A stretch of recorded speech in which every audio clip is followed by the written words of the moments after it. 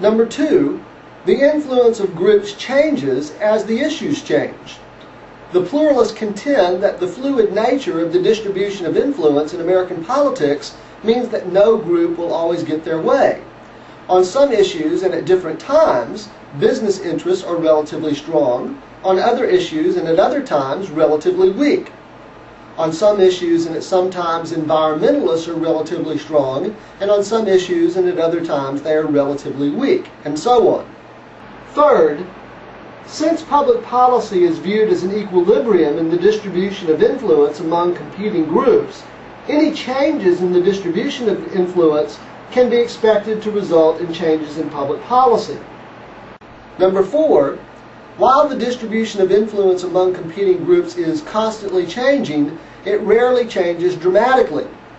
Despite the way that I drew it up in the diagram, pluralists acknowledge that dramatic changes in the distribution of influence seldom occur, at least in the short run.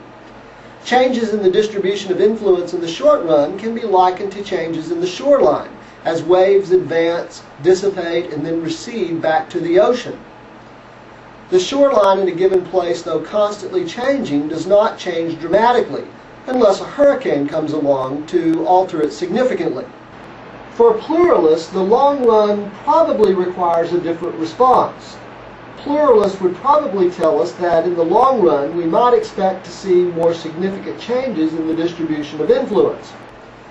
I'm uncertain where to draw the line between the short run and the long run, but it is clear that today there are any number of groups that have influence in the political process that had little or no influence 60 or 70 years ago.